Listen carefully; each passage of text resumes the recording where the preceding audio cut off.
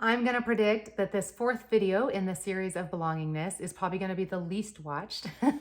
That's because most of us don't want to think about what we're receiving from the times that we don't belong. We just want to feel the anger or do the fight or flight and just get to the strategy and the actions, which is the next video. So be sure to subscribe and join us for the last one. But for me, I believe that just feeling an emotion and then just sliding past it or just trying to jump over it or just trying to get to the outcome misses so much. There's so much to be mined. There's so much to be learned. There's so much to be transformed when we go through these experiences. We have these emotions because they're full of information. Every single emotion is a messenger that's telling us a message from our body of something that we're wanting or needing. And so I take these very seriously. I don't ever want to ignore a messenger. I'm so happy that I have a body that sends little messengers by way of emotion and telling me what I need, what that emotion is telling me I still need to gather and do and make for myself. I do not want to ignore those emotions. And so start at the very beginning video where we look at our emotions and come with me as we're transforming those and gathering the information. My name is Shasta Nelson, and I do teach belongingness. I've been teaching science of connection and bonding for 15 years, and that does not make me immune from times where I don't belong. And so recently, I definitely did not feel like I belonged, and it hit me really hard. I kind of felt a little stung and a little phased actually for a couple of days, and just kind of very shame-filled and a little blame-filled. And so I've been walking you through the series of some of the steps that I went through. And this one is going to be the hardest step for so many of us. It's what have I received from this experience? What are some of the gifts?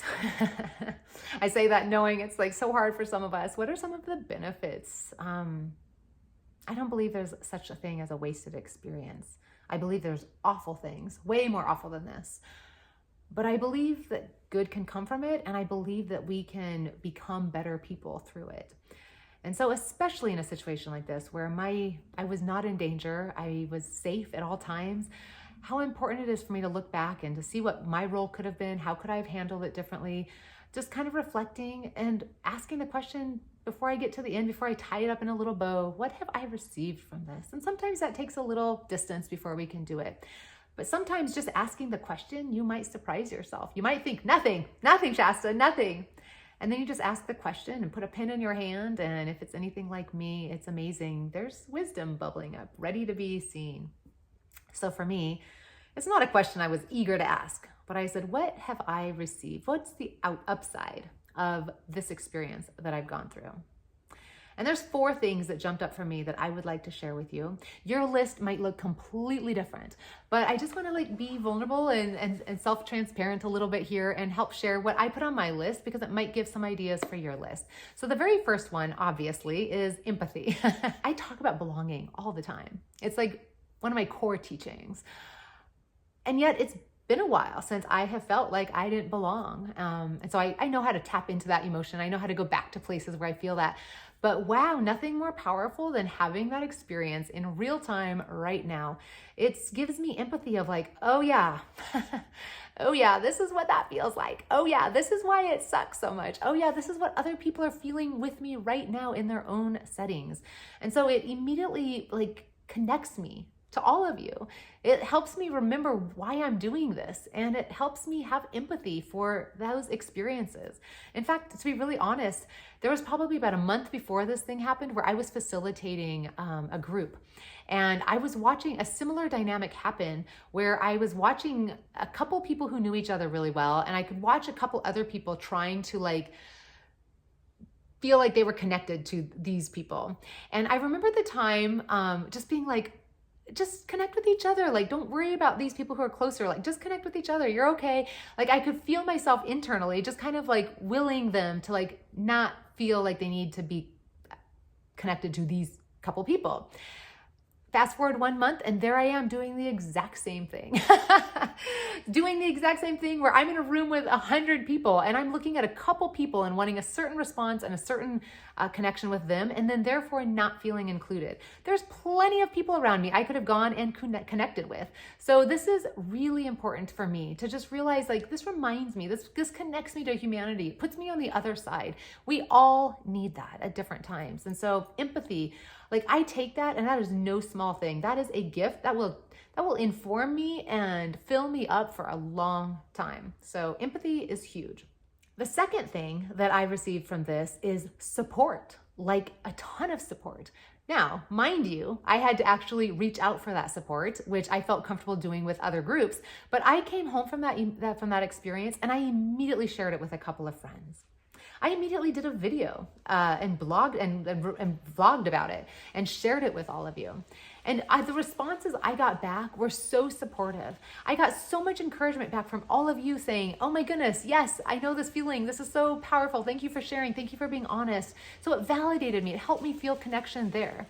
But it also, I received so much from friends. Like, I had one friend who sent me a song that just kind of was like, she knew I was hurting and she sent me a song. Another friend sent me a poem. I had a whole bunch of Marco Polos from friends that I had shared the experience with in a small group, and they were all sharing and validating and empathizing. People were checking in on me. I felt like I had this opportunity. It kind of pulled me out of life and gave me a chance to reflect and do a ton of personal growth. It gave me permission to feel and to cry and to be human and to complete the cycle, to make sure that my body had time to catch up with my emotions. And it gave me the sense of knowing I wasn't alone. So I had to reach out and tell people that I felt this, which was really hard to do, let me tell you. I don't know why we feel so much shame in feeling like we don't belong, because we all feel it and we're all biologically wired to want to belong. So it's a very human need. But I'm telling you what, it's hard to admit, it's hard to say I don't feel like I belong, because immediately I was worried that you would judge me, that I would look a certain way, that I would be whiny, that I would be I don't know, just all the things, right? But I took a risk. Well, and with my friends, it wasn't a risk. With my community, with you, it was a little bit of a risk. It felt a little scary to be the one who teaches this, but also experienced it. But I also knew that it was the right thing to do, and it was within my boundaries of what felt okay to do. And I got so much support, so much so that I had the courage to then share that video in the community of which I felt like I didn't belong. Sharing it from the context, if there's anybody else here who felt that same way, I just want you to know you weren't alone. Got so much response from that. So yeah, I was able to receive a lot of support. And so suddenly it went from an experience where I felt very alone to an experience where I felt very connected. If that's not a gift, I don't know what is. So empathy, a powerful sense of reminder of how supported we are in so many different ways. The third thing it gifted me with was conviction, serious conviction, which is really good. I don't want to just sail through life and go through things nonchalantly. I felt really convicted. I came away from that being I want a better business. I want what some of them have. I want what I perceive them to be experiencing. I want that connection. And so I felt all these I want that, I want that. And that doesn't feel good to want things and not have them. But it sure convicts, right? And so powerful and clarifying for how we want to design our lives. And so I was able to come home and say, okay, I'm going to do some things differently. I mean, there's conviction there. This is not me just being same old, same old. I'm going to do different. I'm going to show up different. I'm going to change some things in my business. I'm going to be a little more ambitious here. I'm going to be a little braver here. I'm going to show up. Conviction is not a small thing. When that comes into our lives, we are so lucky. And the fourth thing that's a little bit of a sense of surprise is this brought up in a sense of mission, possible mission for me. What kind of a role could I have in this very community where I didn't feel like I belonged? Maybe I can be somebody who helps other people belong there. Maybe I don't need to just lick my wounds, but maybe I can show up and next time look around the room and gravitate to the people who I'm worried are on the edges. The new people, the people who might be feeling insecure in their business right now, the people who aren't being gravitated to. What can I do to be a person who's honest and normalizes this? What can I do to help maybe facilitate something and to reach out and to initiate? And suddenly I turned from being kind of a victim, thinking everyone should do this for me, to feeling a real sense of mission and empowerment. really beautiful. Most of us are going through life wishing for more purpose, wishing for more sense of mission. And so if that can come from hard feelings, I'll take the hard feelings any day. And so I know this is a hard ask, but when you feel like you don't belong, what are some of the gifts that might be on the horizon for you? What are some of the things that might bubble up? What are some of the things that might inform and inspire and move you?